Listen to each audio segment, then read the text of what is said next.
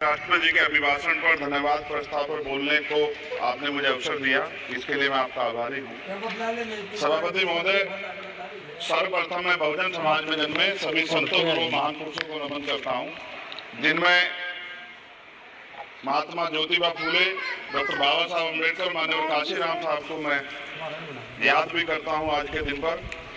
साथ साथ नगीना की महान जनता और भीम आर्मी और हमारी पार्टी आजाद समाज पार्टी काशीराम के साथियों का भी धन्यवाद करता हूँ। इसके बाद अपने कुल गुरु जगत गुरु सतगुरु रविदास जी महाराज को भी मैं नमन करता हूँ, जिन्होंने दुनिया को लगभग 600 साल पहले बेगमपुरा शहर के रूप में दुनिया का सबसे महान लोकतांत्रिक दर्शन दिया।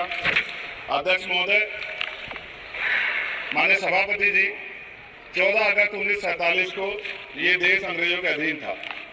15 अगस्त 1947 को हम लोग आज़ाद हुए। 16 अगस्त 1947 को देश आज़ादी में था, लेकिन धन धरती राजपाट में बंटवारा नहीं हुआ। जो साधन संसाधन थे उनमें बंटवारा सही रूप से न होने के कारण एक बहुत बड़ी आबादी सुविधाओं से वंचित और सम्मान से वंचित रह गई। उनको सम्मान देने के लिए और अंतिम व्यक्ति तक सुविधाएं पहुंचे, इसके लिए लोकतंत्र की व्यवस्था हुई। लेकिन आज़ादी के 70 साल बाद भी हम कहाँ खड़े हैं, इस पर ये चिंता का विषय है। मैं मानता हूं कि सामाजिक न्याय तभी होगा माननीय सभापति जी, जब जातीय जनगणना पूरी होगी और जातीय जनगणना कराई जाएगी और साथ साथ संख्या के आधार पर आरक्षण जो है वंचित वर्गों का बढ़ाया जाएगा। उसके साथ साथ जब राष्ट्रपति जी अभिभाषण पर बात रख रही थी तो उन्होंने शहरी और ग्रामीण क्षेत्रों के विकास की बात कही और ये भी कहा कि दुनिया में सबसे उत्तम शहर हमारे यहाँ बने। लेकिन माननीय सभापति जी, 70% आबादी तो गांव में निवास करती है, तो गांव की आबादी के बारे में भी सोचना होगा कि उनका जीवन कैसे बदले। माननीय सभापति जी, उच्च शैक्षणिक संस्थानों में बहुजन समाज के जो छात्र हैं उनके साथ कास्ट एट्रोसिटी हो रही है, निरंतर उनकी हत्या हो रही है।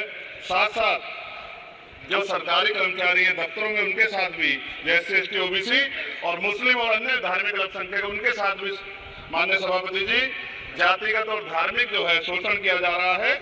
इसलिए मेरी मांग भी है कि पुरानी पेंशन को भी अध्यक्ष बहाल किया जाए। जो कर्मचारी देश की सेवा में लगे हैं उनका भी सम्मान होना चाहिए।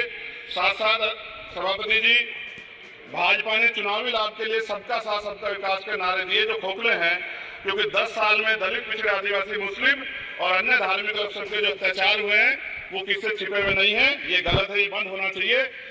सभापति महोदय जी, महामहिम राष्ट्रपति जी के अभिभाषण में निजी क्षेत्रों में SC ST OBC को रिजर्वेशन देने का कोई उल्लेख नहीं हुआ है, जो कि आज चर्चा का विषय, क्योंकि 98% प्राइवेट सेक्टर है, 2% सरकारी सेक्टर है, तो 98% प्राइवेट सेक्टर में भी हमारी हिस्सेदारी की बात होनी चाहिए। माननीय सभापति जी, आशा कार्यकर्ताओं, आंगनबाड़ी वर्करों, भोजन माताओं के वेतन वृद्धि पे भी कोई उल्लेख नहीं हुआ है, वो भी अभिनंदन पर भी सोचना पड़ेगा।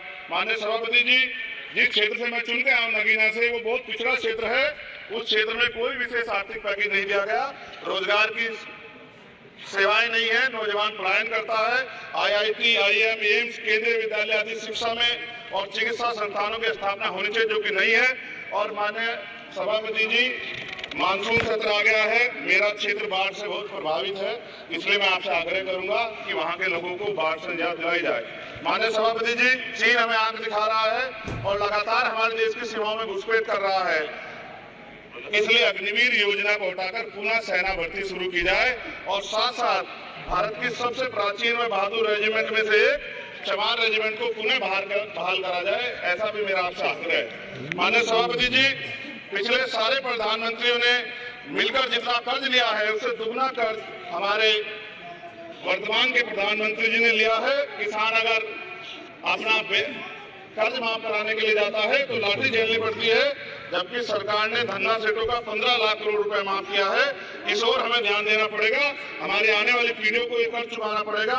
माननीय सभापति महोदय जी, किसानों को MSP की लीगल गारंटी तथा किसानों का कर्ज माफ होना चाहिए। साथ साथ 2 अप्रैल 2018 को SC ST के बच्चों पे बहुत बड़े पैमाने में मुकदमे लगे थे, वो हमारी लड़ाई सही थी, ये सुप्रीम कोर्ट ने माना और बाद में सरकार ने माना, वो मुकदमे तुरंत वापस होने चाहिए। माननीय सभापति जी, प्रेस जो है उस पर भी शिकंजा कसा जा रहा है। जो पत्रकार सरकार के खिलाफ बोलता है नौकरी से हाथ धोना पड़ता है, और सोशल मीडिया हमारा हथियार है, उस पर तरह तरह के प्रतिबंध लगाए जा रहे हैं और विरोध करने वालों को सोशल मीडिया हैंडल भी सस्पेंड करा दिए जा रहे हैं। साथ साथ सभापति जी, पेपर लीक और परीक्षाओं के कैंसिल होने से देश के नौजवानों का भविष्य खतरे में है। नीट, यूपी सिपाही भर्ती सभापति जी और 69,000 शिक्षक भर्ती में आरक्षण घोटाला हुआ है, कोई पूछने वाला नहीं, खून के आंसू रो रहे हैं बच्चे, बेरोजगारी का दंश युवा झेल रहे हैं। इसलिए मेरा आग्रह है कि युवाओं के लिए कृपया समाप्त करें। माननीय सभापति जी, मैं पहली बार बोल रहा हूँ, आप कहेंगे मैं बैठ जाऊंगा, आपकी बात मैं संवैधानिक मर्यादा का पालन करूंगा, मगर हम तो माननीय सभापति सुन ही रहे हैं। आप बोलिए, 1 मिनट। धन्यवाद धन्यवाद सर। 1 मिनट और बोलिए। अध्यक्ष सभापति जी, नारी सम्मान की बात करने वाली सरकार, हमने मणिपुर देखा सर, हमने पहलवान बेटियों का हाथ देखा सर, और हमने सर हाथरस की बेटी का हाथ देखा सर, और हाथरस के परिवार को जो वादा किया था सरकार ने वो भी पूरा नहीं किया। और महिलाओं में भी, स्पेशली दलित, पिछड़े और मुस्लिम वर्ग की, आदिवासी वर्ग की महिलाओं के साथ आज भी एनसीआरबी का डाटा कहता है सर जो जुल्म हो रहा है वो सहनीय नहीं है सर। साथ साथ कोविड में तैरती, हमने कोविड में बहुत सुना सर, कोविड में तैरती लाशें भी गंगा में हमने देखी है सर, और मजदूरों का हाल भी हमने देखा है। सभापति जी, मैं सब समाप्त कर रहा हूँ। नोटबंदी पे छोटे में जो दो की जो कमर टूटी वो भी हमने देखी है। सभापति जी, शैक्षणिक संस्थानों, विश्वविद्यालयों में, चिकित्सा संस्थानों में ओबीसी एसटी के योग्य अभ्यर्थी को एनएफएस करके जिस तरह निकाला जा रहा है, लेटरल एंट्री करके जिस तरह हमारे रास्ते बंद किए जा रहे, ये भी हम देख रहे हैं सभापति जी। साथ साथ मेरा ये कहना है सर, ये सबका इशू है कि प्राइवेट कर्मचारी सर और सरकारी भी कई जगह पे 8 से ज्यादा घंटों से काम करते हैं, और उनको जैसा उचित वेतन भी नहीं मिलता, तो न्यूनतम वेतन 20,000 रुपए तय हो, और 24 घंटे की ड्यूटी। उदाहरण के तौर पर यूपी पुलिस सर बहुत पूरा काम करते हैं वो लोग, वो राज्य के विषय हैं। आप सर मैं आपके राज्य सरकार के लिए आपके ध्यान में डाल रहा हूँ विषय सर। पुलिस सब जगह है सर, लेकिन सवाल ये है सर, बहुत पसीना बातें हैं, 8 घंटे की ड्यूटी और वेतन विसंकर वोटर स्कीम से उनको जो बहाल किया जाए। माननीय सभापति जी, 1 मिनट चाहिए सभापति जी। राष्ट्रपति जी ने धर्म के बारे में बात की थी, राम मंदिर से पहले हमारे गुरुघर तुगलकाबाद का फैसला आया था राष्ट्रपति जी, वो सभापति जी अभी तक दिल्ली में स्थित सदगुरु रविदास जी महाराज का गुरुघर नहीं बना। साथ साथ सभापति जी, अपनी बात को खत्म करते हुए मैं आपसे कहना चाहता हूं कि जितना देश दूसरों का ऐसा, जितना हमारा भी है, हम मरने के लिए पैदा नहीं हुए, जो चाहता है हमारी हत्या कर देता है। मूछे रखने पे, घोड़ी पे बैठने पे, मटकी छूने पे हमारी हत्या हो रही है। क्या बदला है सर? 70 साल बाद भी दलित, पिछड़े, मुसलमानों पे हिंसा नहीं रुक रही है सर। मेरा आपसे संरक्षण के साथ ये आग्रह है कि इन घटनाओं को रोका जाए, और देश किसी की बपोती नहीं है, देश संविधान से चलता है सर, और संविधान से चलेगा।